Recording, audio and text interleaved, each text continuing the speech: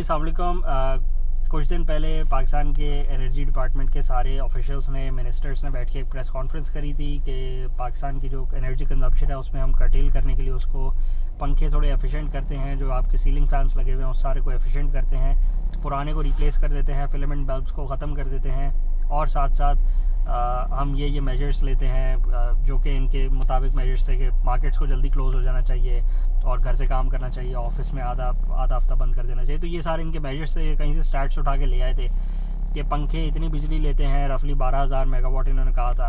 और अब ये सारे के सारे स्टैट्स लेके बैठे थे हाँ। और इन्होंने कुछ उसको एनर्जी कंजम्पशन को कम करने के कुछ तरीके निकाले थे, which is a good thing कि करना चाहिए, बट स्टैट्स को थोड़ा सा रिफाइन करके थोड़ा रियलिटी के पास रखना चाहिए कि ओवर एग्जैजरेट नहीं करना चाहिए। सर टोटल अगर 25 से 26 हज़ार गर्मियों में हमारी खपत है, उसमें से ये कहते हैं 12,000 हमने सिर्फ पंखे हमारे ले जाते हैं, तो थोड़ी सी बात समझ नहीं आती, क्योंकि इसमें अभी हमारे एसीज भी चल रहे हैं, हमारे कंप्रेसर्स भी चल रहे हैं, कोल्ड स्टोरेज चल रहे हैं, ट्यूबलाइट चल रही हैं, पूरी इंडस्ट्री चल रही है। पूरी इंडस्ट्री को एक साइड पे कर दिया और सिर्फ अपने पंखों को एक साइड पे कर दिया।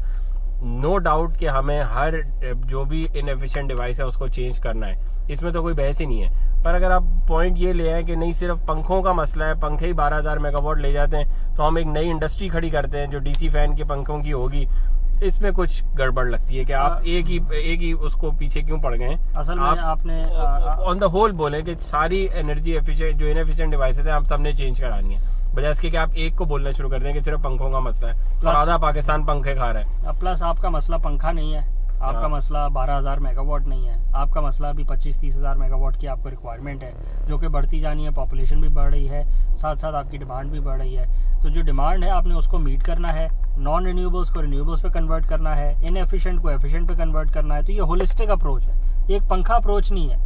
अब मसला पंखा नहीं है कि पंखा बेकार है तो उसको चेंज कर लें, मसला है इनएफिशिएंट डिवाइसेस को एफिशिएंट कर लें। उसमें सारी डिवाइसेस आती हैं, उसमें आपकी मोटर्स कितनी इनएफिशिएंट हैं जो घरों पे लगी हुई है, 2-2 हॉर्स पावर की मोटरें लोगों ने लगाई हुई हैं जो आधे हॉर्स पावर डीसी लगा सकती हैं। अगेन ये होलिस्टिक अप्रोच है, ये एक चीज की नहीं है। बिल्कुल। दूसरा आप ऑफिस को जल्दी बंद करा दें, दुकानों को जल्दी बंद करा दें, बाकी सारी चीज़ें चलती रहें, शादी हॉल चलता रहे, रेस्टोरेंट्स चलते रहें, स्पेशल एग्जाम्पशंस के साथ चलते रहें, परमिशन के साथ चलते रहें, 5 स्टार होटल्स चलते रहें। तो आप अगर इक्वालिटी नहीं लाएंगे, बराबरी नहीं लाएंगे, सबके लिए एक ही रूल नहीं होगा और रूल ऐसा नहीं होगा जिससे फ़ायदा एक्चुअली हो रहा हो, तो फिर कोई अडॉप्ट नहीं करेगा, लोग रेजिस्ट करेंगे। लोगों को भी दिखता है, लोग थोड़े से होते हैं रेजिस्ट, वैसे भी करते हैं अच्छी चीज़ को, बट नॉनदलेस अगर चीज़ एक्चुअली अच्छी हो तो फिर लोग अडॉप्ट भी करते हैं। ऐसे नहीं हो सकता कि आप बेकार मेथडोलॉजी को ला के बोलें कि इससे बहुत अच्छा चेंज आ जाएगा, पॉसिबल नहीं है। प्लस एक्चुअली भी चेंज नहीं आएगा। जो मकसद है कि चेंज लाना है, रिडक्शन करनी है, कंजम्पशन कम करनी है, प्रोडक्शन को रिन्यूएबल करना है, प्रोडक्शन को एफिशिएंट करना है, वो नहीं होएगा और at the end of the day time ज़ाया हो जाएगा और इंपोर्ट का बिल बढ़ता जाएगा। इसी तरह व्हीकल्स के बारे में आप पिछले 10 से 15 साल से सुनते रहे हैं, जब भी आर्ग्यूमेंट लाया गया है कि जी गाड़ियों की कंजम्पशन को स्ट्रीमलाइन किया जाए, तो आर्ग्यूमेंट एक ही आया है बड़े क्वार्टर्स की तरफ से, ऑफिशियल्स की तरफ से, कि जी गाड़ियों की जो फ्यूल की कंजम्पशन है वो नेग्लिजिबल है, तो इसलिए गाड़ियों का तो सोचना बेकार है, कोई फ़ायदा नहीं है इसका। तो जैसा कि हमने आपको 2 दिन पहले की वीडियो में बताया था कि अगर एक फ्यूल की गाड़ी है, हमने MG ZS EV का रिव्यू किया था और उसमें हमने जो कैलकुलेशन करी थी कि इन अ ईयर अगर आप 30,000 किलोमीटर चलाते हैं एक गाड़ी को, तो 30,000 किलोमीटर चलाने के लिए आपको 6.25 लाख रुपए का फ्यूल चाहिए आज के रेट के मुताबिक, 225 रुपये के रेट के मुताबिक। तो अगर आप इसको total number of registered cars, registered vehicle से एक्चुअली आप मल्टीप्लाई करेंगे, जिसमें ट्रक्स भी आते हैं, बसेस भी आती हैं, ट्रेलर्स भी आते हैं, मोटरसाइकिल्स, रिक्शाज, कार्स, जब आप इस सारे को मल्टीप्लाई करेंगे तो एक्चुअल फिगर आप जब निकालेंगे तो वो 100 बिलियन डॉलर से ऊपर की है पर एनम की। सिर्फ गाड़ियाँ जो रजिस्टर्ड व्हीकल्स हैं पाकिस्तान में वो कितनी है? 66 मिलियन, 66 लाख, 66 लाख, 6.6 मिलियन, 66 लाख गाड़ियां पाकिस्तान में रजिस्टर्ड व्हीकल्स हैं। गूगल का डेटा है। इसको आप प्लस माइनस 10% कर लें, 20% कर लें, जितना मर्जी कर लें, आपने करना है। यही फिगर सिर्फ 80 बिलियन डॉलर प्लस पे चली जाती है पर एनम। तो ये आपको डॉलर में फ्यूल खरीदना पड़ता है, क्योंकि हम डॉलर खुद प्रोड्यूस नहीं करते, हम ईरान नहीं है, हम सऊदी नहीं है, हम UAE के कोई गल्फ स्टेट नहीं है जिसका जो ऑयल प्रोड्यूसिंग नेशन हो। तो since we have to buy all of this commodity from somewhere else, हमें 90 बिलियन डॉलर पर एनम इसके लिए चाहिए ही होते हैं। प्लस चलें, ये तो हमने रिटेल प्राइस पे निकाला है, आप इसको क्रूड की प्राइस पे निकाल लें, तब भी कोई डॉलर तो चाहिए ना। तो आपको अगर आप 50 बिलियन भी कर लें, आप आधों पे ले आए 50 बिलियन डॉलर, अगर हम ईयर का हम सिर्फ पेट्रोल पे फूक रहे हैं और हम उसको कह रहे हैं कि ये नेग्लिजिबल है, तो फिर हमारी तो हमारा टोटल, अगर आपको पता हो कि टोटल कर्जा ही हमारा 100-120 बिलियन डॉलर का है, तो हाफ ऑफ द कर्जा जो है अभी तक हमारे पर चढ़ा हुआ है, वो सिर्फ हम गाड़ियों में फूक रहे हैं। तो ये तो इसी तरह ना सच बोलने वाली बात है कि आपने झूठ बोल के रखना है और गलत बयानी करके रखनी है और एक घुमा के रखना है साइकिल में। ये जब 2014-15 के ग्रीन फील्ड दे रहे थे, तभी सब इनको कह रहे थे गवर्नमेंट को कि आप इन लोगों को इन्फोर्स करेंगे, ये इलेक्ट्रिक गाड़ियां यहाँ पे लॉन्च करेंगे, बजाय इसके कि ये पुराने मोल्ड बाहर से लेके पुरानी गाड़ियां यहाँ पे लॉन्च कर दें। और सारी उन कंपनीज को ग्रीन फील्ड दिया गया गवर्नमेंट की तरफ से, जिन्होंने पुराने मॉडल्स बाहर से ला के यहाँ पे लॉन्च कर दिए। और इनएफिशिएंट गाड़ियाँ 8-8, 7-7 की एवरेजें दिए जा रही हैं, मतलब पाकिस्तान के पास पेट्रोल फ्री में निकल रहा है, जो इन गाड़ियों को अलाउ किया हुआ है कि वो 7 की एवरेज से चलती रहे यहाँ पे, बजाय इसके कि जब पॉलिसी निकल ही रही थी उस टाइम हम इलेक्ट्रिक की तरफ शिफ्ट कर लेते, तो पिछले 8 सालों में अब तक ही बहुत ज़्यादा हम काम कर चुके होते और बहुत आगे होते।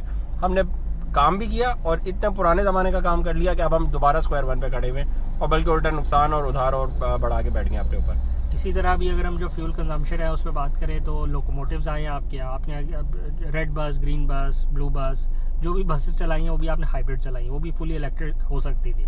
जैसे कि अभी कुछ 4, 5, 10, 15 जितनी भी लॉन्च करी हैं कराची के तक अगर हम बात करें तो वो थोड़ी सी लॉन्च करी है, बट बाकी सारा का सारा जो निज़ाम है वो सारा हाइब्रिड पे चल रहा है। तो हाइब्रिड में भी फ्यूल डलता है। सेकेंडली टेक्नोलॉजी ट्रांसफर नहीं हुआ, सिर्फ प्रोडक्ट इंपोर्ट करके बैठ गए हैं। प्रोडक्ट की आफ्टर सेल्स कोई नहीं है, आफ्टर मार्केट पार्ट्स कोई नहीं है, उसका कोई वाली वारिस नहीं है। वो 6 महीने तक जब चलेगी बगैर मसले के वो चलती रहेगी, जब उसमें मसला आएगा वो स्क्रैप हो जाएगी, वो जंकयार्ड में खड़ी भी होगी। यही होगा, हमेशा से यही होता रहा है। यहाँ पे जो भी प्रोजेक्ट लाया जाता है उसमें लॉन्ग टर्म अप्रोच नहीं होती। नहीं, ऐसे तो देखिए दुनिया में कहीं होता ही नहीं है ना कि आप एज अ गवर्नमेंट आप किसी दूसरी गवर्नमेंट के प्राइवेट कंपनी से सामान उठा के अपने मुल्क में ला के बेवकूफ़ बना दें बस। अनलेस कि आप टेक्नोलॉजी ट्रांसफर नहीं कर रहे, आपको तो इम्पोर्ट करना अलाउ ही नहीं होना चाहिए। अगर आपने बसेस मंगवानी है, आप साथ शर्त रखें कि मैं तुमसे 100 बसेस ले लेता हूँ अपने कराची के चलाने के लिए, पर मुझे साथ में टेक्नोलॉजी ट्रांसफ़र करके दें यहाँ पे। अभी तक कोई एक मैन्युफैक्चरिंग प्लांट नहीं लगा जिसकी टेक्नोलॉजी ट्रांसफ़र हुई भी हो। तो आपका मकसद एज अ स्टेट ये था कि बस प्रोजेक्ट को लॉन्च करके वोट ले लेते हैं, तो वो इलेक्शन हो गया लोकल बॉडी का, आपको जो वोट मिलने थे उसकी बेस पे वो मिल गए, जो जितने भी मिल रहे थे, और बस अब प्रोजेक्ट स्क्रैप हो जाएगा। जो टैक्स पेयर की मनी है वो सारी ज़ाया हो जाएगी। बैक टू स्क्वायर वन, वही W11 चलेगी, वही खानकोट चलेगी, वही प्राइवेट इंडस्ट्री वही बस चलाती रहेगी जो पहले चला रही थी। उसको क्या मुश्किल है कि वो बस चेंज करके बैठ जाए। उसकी पुरानी बसें सस्ती पड़ती हैं उसे, वो लग भी जाए कहीं तो उसको कुछ होता ही नहीं है। उसकी आफ्टर सेल्स मार्केट तो पाकिस्तान में अवेलेबल है, बॉडी मेकर्स, कोच मेकर्स, वो तो सारी इंडस्ट्री यहाँ डेवलप्ड है। तो फिर वो वही बनाएगा, वो नई नहीं लाएगा, क्योंकि आपने भी कुछ नहीं किया एज अ स्टेट, तो फिर वो आपकी भी क्यों सुनेगा। तो गलत अप्रोच है। ऊपर बैठ के इस्लामाबाद में बैठ के 8 प्रेस कॉन्फ्रेंस कर देना, ठीक है, वो प्रोविंशियल गवर्नमेंट नहीं है, वो लोकल यूनियन की गवर्नमेंट नहीं है, वो है ही फेडरेशन की गवर्नमेंट। बट पॉलिसीज ऊपर ही बनती हैं, पॉलिसीज ही आपने जो बनानी थी, आपने पॉलिसी ठीक नहीं बनाई। आपका जो एनालिसिस था वो बहुत शॉर्ट साइटेड, बहुत माइक्रो था। अगर आपने 100% का आपका एनालिसिस होना चाहिए तो आपने 5% का एनालिसिस करके उस पर पॉलिसी बना दी है।